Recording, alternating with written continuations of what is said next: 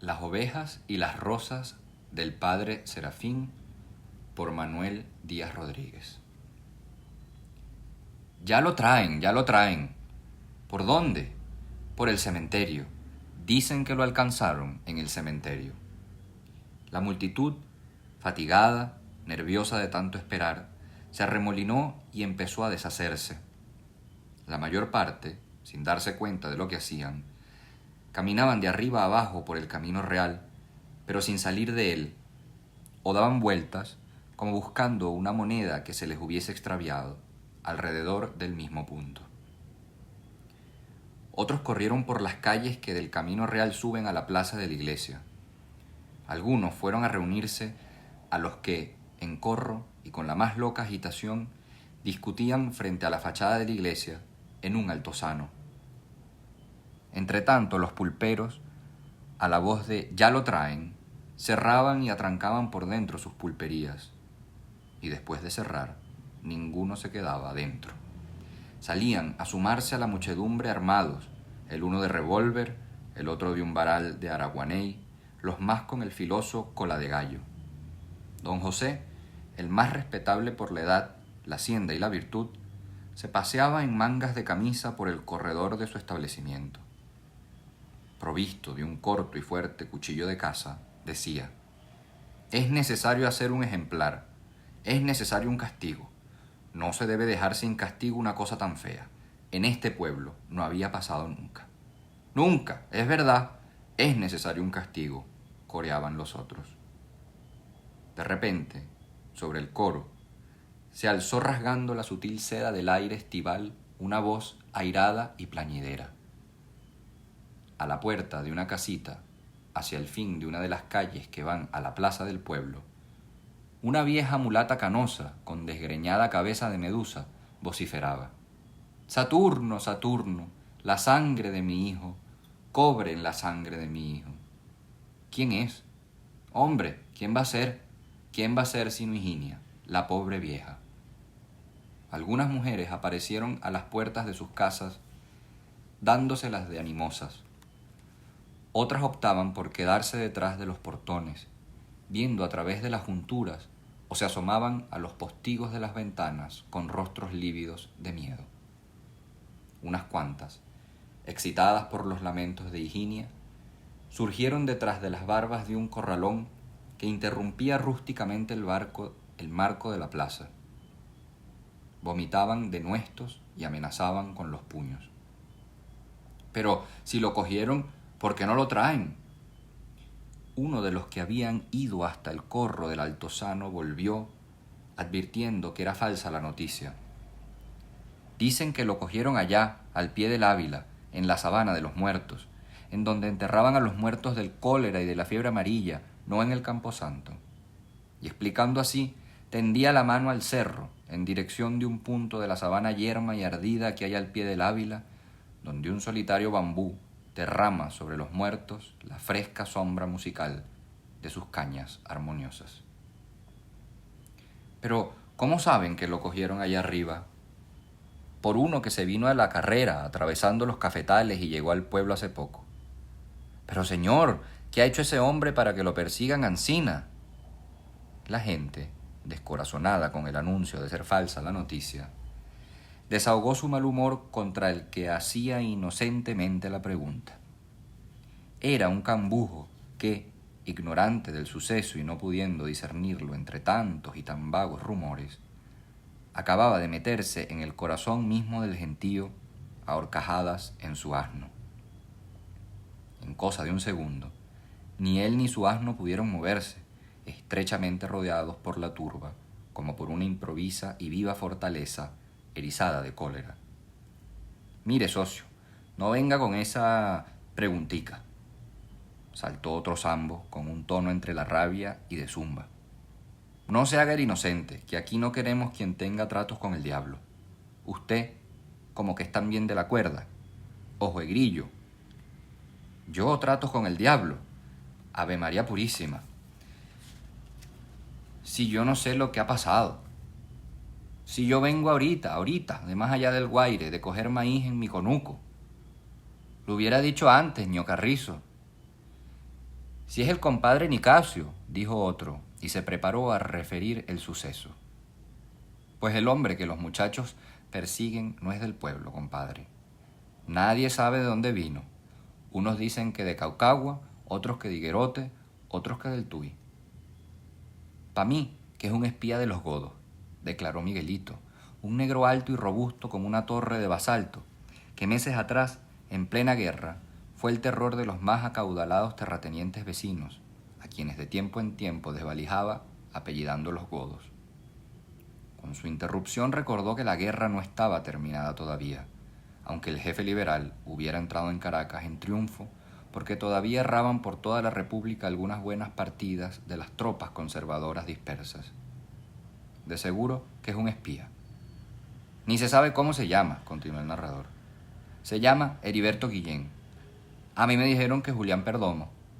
Bueno, pues no sabemos ni de dónde vino ni cómo se llama. Llegó y se convidó a jugar con nosotros en el corredor de la pulpería.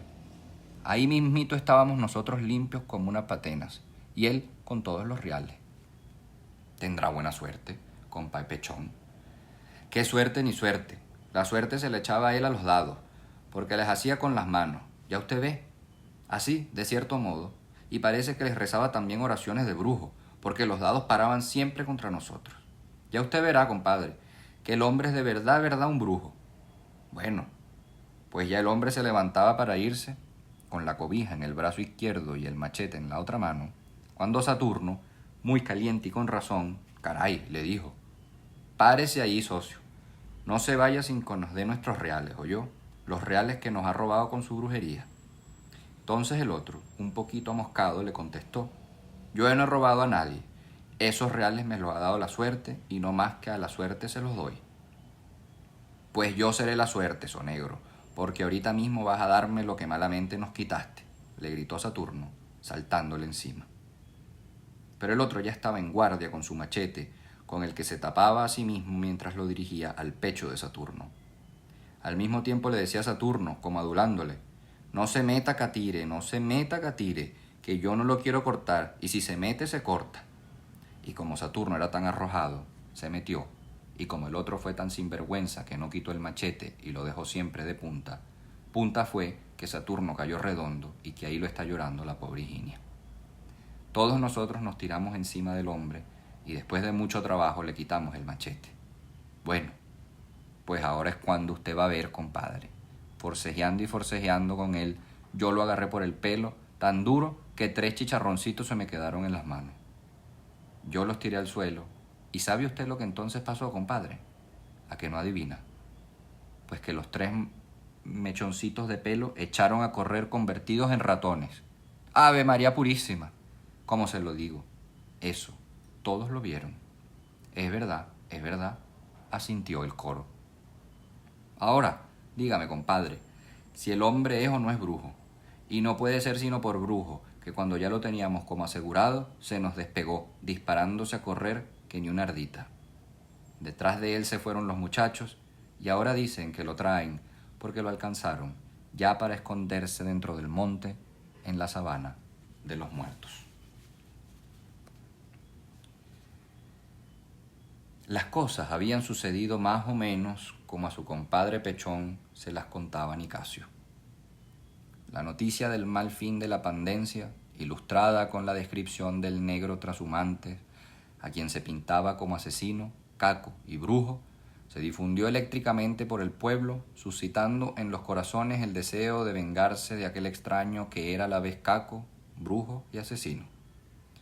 La casa rectoral fue la única no invadida por el clamoroso y unánime deseo de venganza. El padre Serafín trabajaba en su huerta. Labraba los terrones, mientras una vieja hermana suya, que era al mismo tiempo su ama de llaves, refunfuñando y a disgusto, le aderezaba una camisa. La de él, porque de tanto darle jamás lograba tener sino una, se la había dejado la noche antes a un enfermo a quien administró los óleos. Cuando sonó la algaraza de los mozos corriendo detrás del forastero fugitivo, dejó por un momento el trabajo y se informó de lo que era.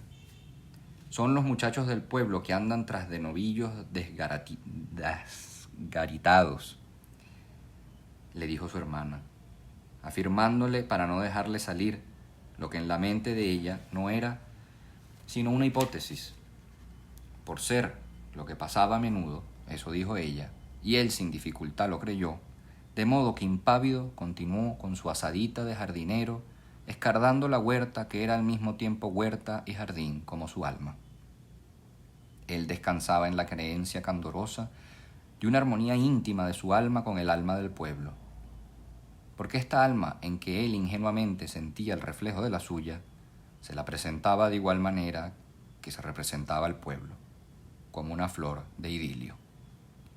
Visto desde las faldas del Ávila, cuando el Bucaral se engalanaba de verde, el pueblo era, con sus techos rojos y orlado de haciendas de café, un rubí en lo hondo de una copa de esmeralda.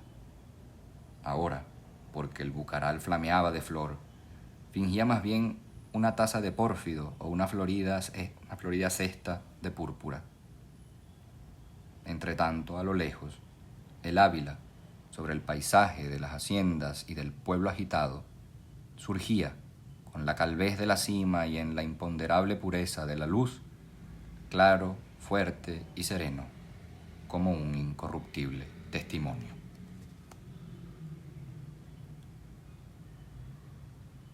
Hacia el altozano se agregaron unos cuantos rústicos más a los primeros perseguidores.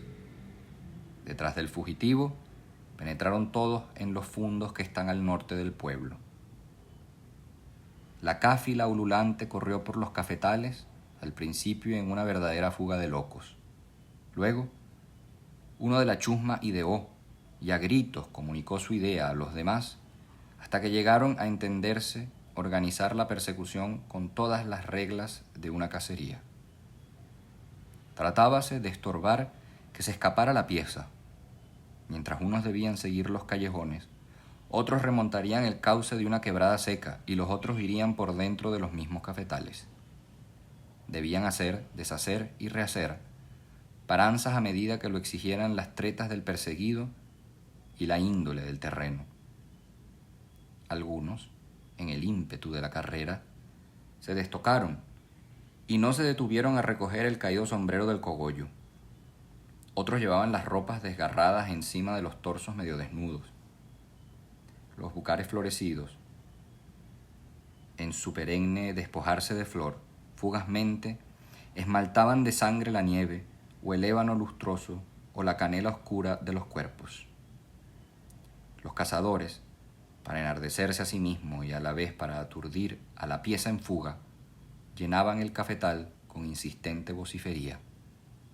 De tiempo en tiempo, sobre la vocería de los hombres, detonaba en lo alto de los bucares la algarabía de los pericos montañeses.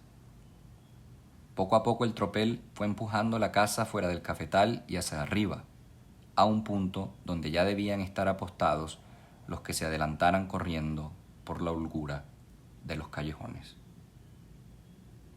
El fugitivo, ignorante del terreno, tropezando en los obstáculos, conservaba, a pesar de todo, la ventaja, como si la suficiente malicia y lucidez para despistar a los otros la sacara del propio peligro. Los eludía y engañaba con rodeos en que no se alejaba sensiblemente del mismo punto. Más de una vez intentó ocultarse en lo hueco de un tronco, pero cada vez algunos de sus perseguidores lo alcanzaba con la vista. Por fin se vio fuera del cafetal, a mucha distancia de los que estaban de facción, apercibidos a detenerle. Tuvo un momento de perplejidad en que se preguntó si no sería más cuerdo volver sobre sus pasos a enredarse y maltratarse de nuevo en el cafetal, enfandoso, porque su instinto silvestre y seguro le advirtió mayores peligros en aquel paraje abierto que delante de él subía hasta los mismos pies del Ávila.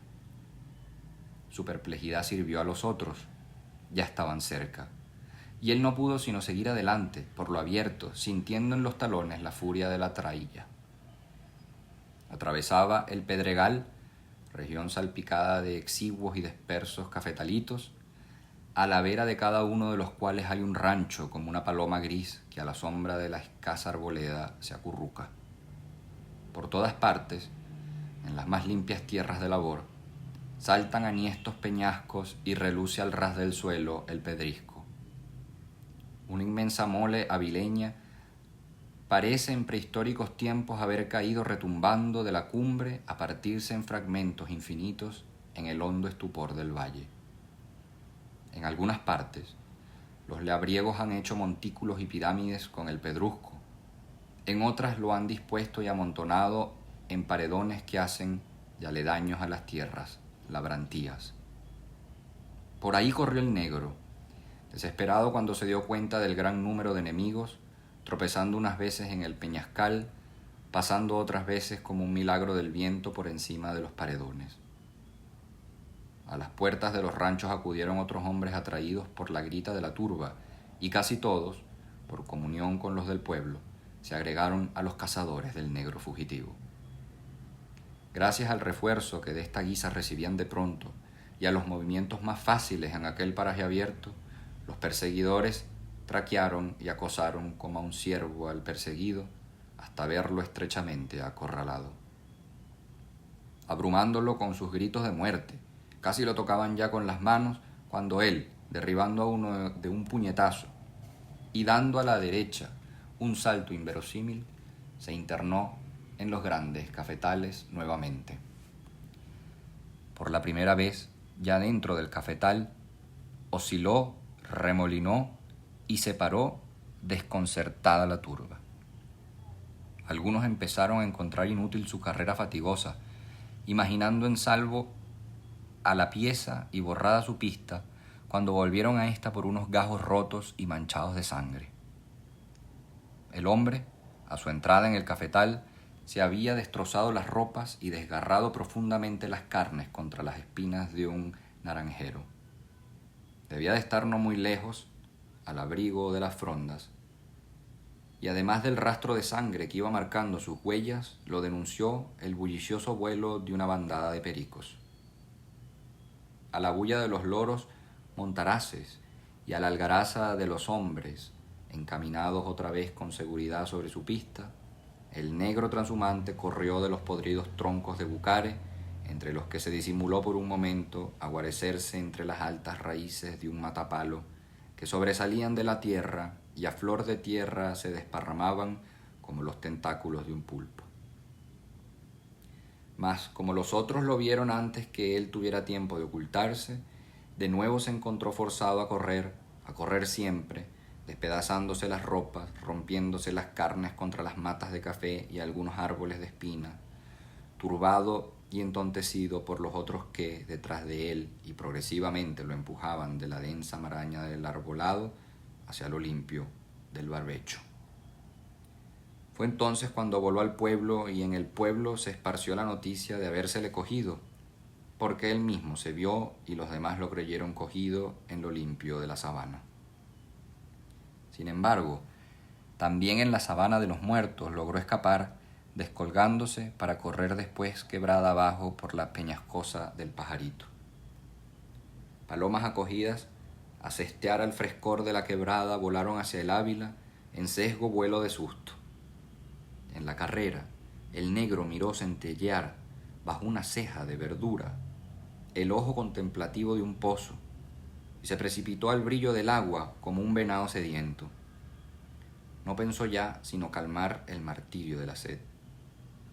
Y cuando lo hubo calmado y se halló de nuevo en pie, como si juzgara imposible su fuga, o estuviera resignado a rendirse, en vez de seguir la carrera, dio el frente a la frenética jauría humana. No me maten, no me maten. Yo no lo corté, él se cortó porque quiso. Yo soy un hombre honrado, yo no les robé a ustedes los reales, la suerte me los dio. Él se cortó a sí mismo, yo no hice fuerza con el machete, ninguna. Cuando acabó de hablar, se hallaba rodeado por toda la pandilla y con las manos a la espalda atadas con cordeles y correas a estilo de esposas. Bajo la gritería jubilante de escarnio, uno de los perseguidores furiosamente vengaba su ropa hecha trizas, arrancando y esparciendo los andrajos que al hombre quedaban de la suya. Vamos al pueblo, para que digas eso que ahora dices, a ver si te hacen caso. le sopló otro en la nuca, mientras le daba tal empellón que el hombre, sin el equilibrio de los brazos, bamboleó y estuvo a punto de caerse. Yo me entregué. ¿Por qué me maltratan? La respuesta se la dio un charro en una bofetada terrible. ¿Por qué no te escapas ahora? Anda, vete, válete de tus artes de brujo. Unánimes carcajadas de mofa saludaron esta salida y una lluvia de bofetadas empezó a caer sobre el prisionero. Anda, hombre, haznos una brujería, le dijo Bartolo, el pesador de carne del pueblo, y le tiró de una oreja tan brutalmente que la oreja medio desprendida lloró un chorro de púrpura sobre el ébano de la cara. Ebrio de dolor, el hombre se tambaleó, sofocando un alarido. Su rostro de negro asumió, en la súbita palidez, el tono de la ceniza, mientras los labios rayaban la ceniza de la faz con una blancura espantosa.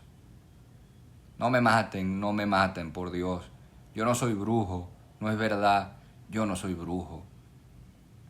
Y como el hombre hiciera un esfuerzo por desatarse las manos y huir, el mozo de la pesa de carne le labró con un cuchillo un sedal en el vientre, a la vez que otro le asestaba un machetazo tan tremendo en los hombros que una verdadera ola de tibio carmín saltó, repartiéndosele por el pecho y la espalda.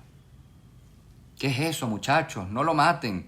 ¡Déjenlo, déjenlo!, clamó una especie de albino a quien llamaban el catire Facundo, y se constituyó en el jefe de la banda con un gesto y un grito. ¿Por qué lo van a matar? ¿No ven que tenemos que llevarlo para el pueblo? ¿Qué dirán los otros? Quítese de ahí, socio, y no vuelva con sus machetazos. Caramba, por un tris lo deja frío. Y a echar pa'lante, que se hace tarde, y nos están esperando en el pueblo. Alza, arriba, y al pueblo, muchachos. De ahí se apresuraron unos cuantos a llevar noticias al pueblo. Algunos se les habían adelantado y otros le imitaron después, de suerte que en la población a cada instante se recibían noticias de cómo, cuándo y por dónde venían los mozos con el brujo. La multitud, estacionada en el camino real, fue poco a poco subiendo por las distintas calles para apiñarse en el extremo norte de estas en la plaza misma. De ese punto varían cuanto llegaran los otros por la parte opuesta. Entre tanto los otros avanzaban hacia esta parte del pueblo por los callejones de la hacienda vecina, los guardianes, abrumando a golpes, a risas de sarcasmo, a motes de burla, al prisionero y el prisionero silencioso, desangrándose y tiñendo el suelo de púrpura, mientras los bucares florecidos lloraban sangre sobre todos. Por un acuerdo tácito, en el pueblo procuraban todos que el cura no supiese nada. Solo uno, obedeciendo a un escrúpulo tardío, a última hora y por trascorrales, anunció al desprevenido pastor cuanto pasaba entre las orejas. Y el haz de noticias entró como un puñal en el corazón del cura. Dios mío, balbuceó en el dolor de un repentino y profundo arrancamiento y corrió desolado hacia la puerta de la calle. La multitud rompía en la plaza, inundándola de clamores. ¡Muera, muera! En el portal de la Tahona vociferaba la cabeza de Medusa. ¡La sangre de mi hijo, la sangre de mi hijo! El padre Serafín, desde la puerta de la rectoral, siguió con los ojos a la multitud que corría hacia el altozano del pueblo. Volvió sus ojos a ese punto y allí, cercado de forajidos de facciones bestiales y de ropas en flecos, apareció el hombre. Al verlo, chorreando sangre y casi desnudo, vivo ese homo, sanguina monstruosa en fondo de sepia, el padre Serafín, turbadísimo, abrió los brazos en cruz y cayó de rodillas frente al hombre como ante una aparición del crucificado. Dios mío, perdón, ¿qué han hecho?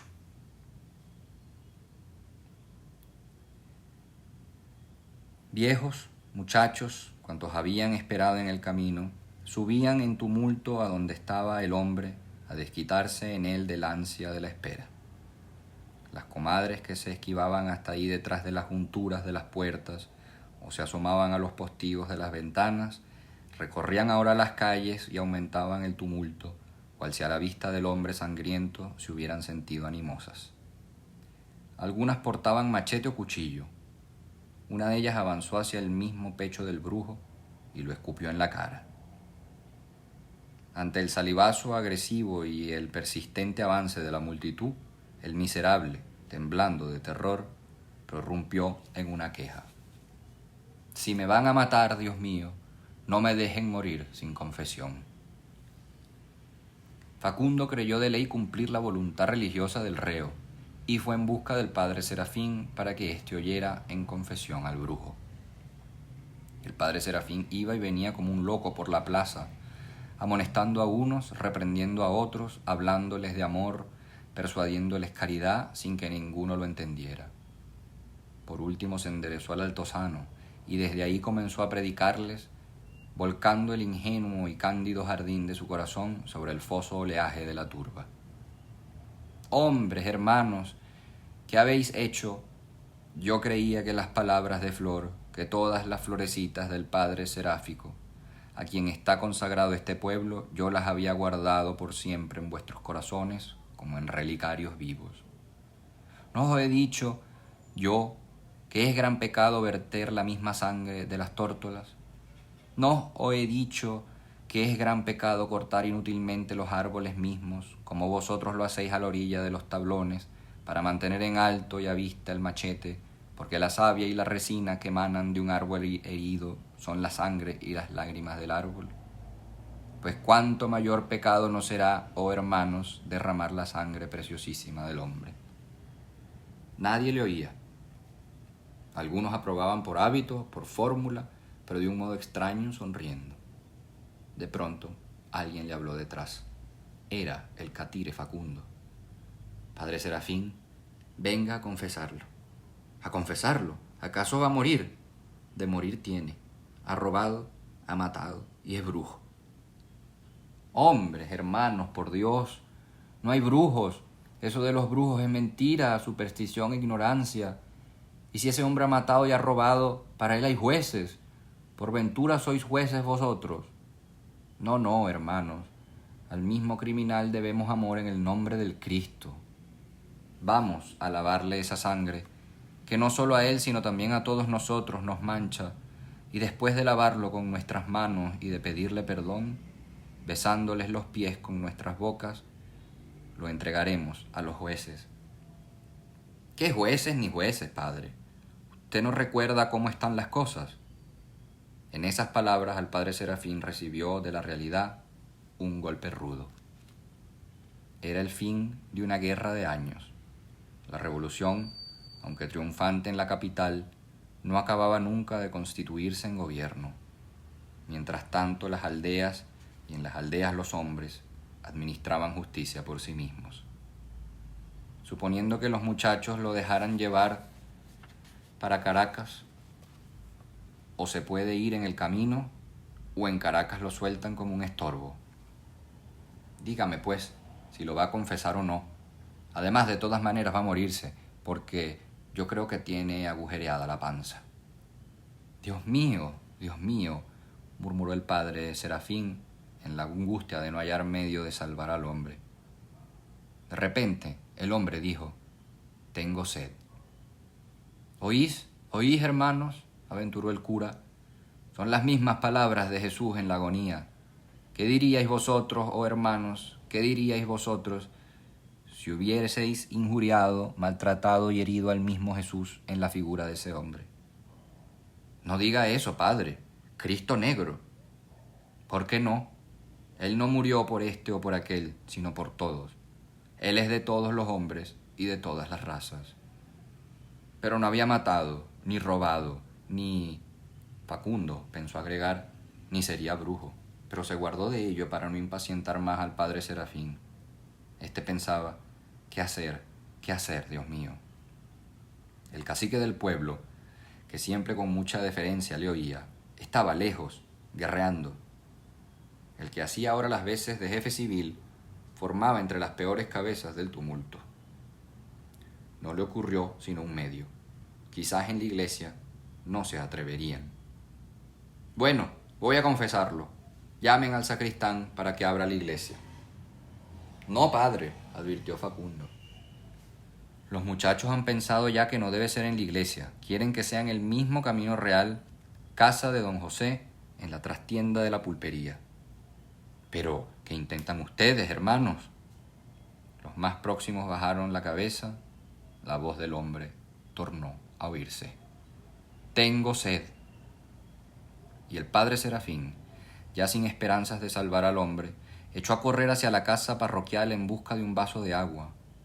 Cuando volvió a salir con el agua, a través de la plaza descendía la lúgubre procesión, el hombre a la cabeza.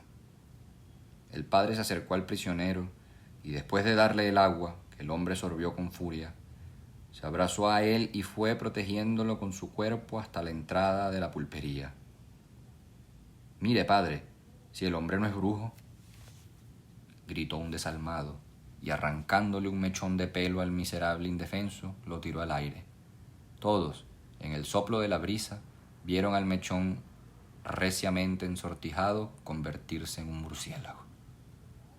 Durante la confesión, el pueblo en masa esperaba en la calle, con el sordo y grave zumbar bullente de cólera de una enorme colmena. El padre Serafín, acabada la confesión, apareció en la puerta. Por última vez, hermanos, por última vez oíd. Ese hombre está sin pecado, os lo juro. Ese hombre es inocente. Ya lo habéis medio matado y está moribundo. Por las gloriosas llagas de Cristo, por nuestro santo patrón, dejadle morir en paz. Dejadle morir en paz, o la sangre de ese hombre caerá sobre todos nosotros, caerá sobre este pueblo por los siglos de los siglos. Con un esfuerzo heroico, el hombre se levantó de su lecho de agonía y surgió detrás del cura en el vano de la puerta. Sí, perdón, morir en paz, balbuceó lamentablemente. Y como el padre Serafín se apartara un poco, el hombre cayó hacia afuera y de soslayo, presa de mortal vahido. Uno del motín, que se hallaba cerca, imaginando o pretextando imaginar una agresión, paró al hombre en su machete y saltó un chorro de sangre tal como no lo sospechara nadie en aquella negrura que ya no era más que un pálido montón de ceniza. En confusión laberíntica se precipitó la turba al husmeo de la sangre. El histérico paroxismo de las mujeres predominaba en el tumulto, que cesó cuando apenas quedaba del hombre en medio de la calle una masa inerte, rojiza y disforme. Una impura vieja desdentada hurgó con su machete la masa rojiza, mascullando. Dicen que los brujos se hacen los muertos, como los rabipelados. Y de un tajo habilísimo al cuerpo ya exánime, le mutiló el sexo. El padre Serafín, pálido y de rodillas junto al cadáver, musitaba una oración, abiertos los brazos, clavados los ojos en el azul impasible. Algo dentro de su corazón palpitó, brilló y se apagó como una llamita trémula. Levantándose después, marchó hasta el altozano y lo cruzó de rodillas. Al llegar a la puerta del templo, se detuvo y no osó penetrar en sagrado. Enseguida salió del pueblo rumbo al Ávila y caminó bajo el llano de sangre de los bucares hasta perderse de vista. En el éter, muy diáfano, parpadeó un lucero. El Ávila, con su calvez de la cima y en la imponderable pureza de la luz, claro, fuerte y sereno, se erguía sobre el paisaje como un incorruptible testimonio. Al día siguiente no se encontraba el padre Serafín en parte alguna. Había desaparecido. Muy turbados de conciencia, varios mozos del pueblo convinieron en salir juntos a buscarle. Después de 3 o más días de vanas pesquisas por las quiebras del monte, lo hallaron en devota actitud al pie de un alto peñón que el cebucán labra y pule con su perenne beso cristalino.